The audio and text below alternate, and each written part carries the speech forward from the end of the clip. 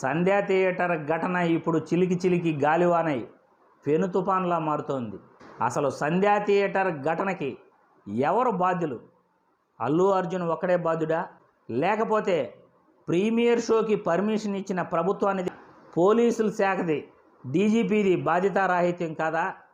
తల్లిదండ్రులు మొదటి షోకి పిల్లల్ని తీసుకురావడం తప్పు కాదంటారా? రేవతి గారి ముతికి శ్రీతేజ ఈరోజు హాస్పిటల్లో ఉండడానికి ప్రభుత్వంది తప్పు, పోలీస్ శాఖది తప్పు, అక్కడికి వచ్చిన అల్లు అర్జున్ది తప్పు, శ్రీతేజ రేవతి భర్త ఆ కుటుంబ యజమానిగా ప్రీమియర్ షోకి తీసుకురావటం కూడా తప్పే. ఇంతమంది తప్పులు చేసి అల్లు అర్జున్ మాత్రమే తప్పు చేశాడని, వీళ్ళందరూ కూడా పతివ్రతలైనట్టు బాధ్యతారాహిత్యంగా ఈరోజు ప్రజల ముందు ఎవరికి ఇష్టం వచ్చినట్లు వాళ్ళు మాట్లాడుతున్నారు.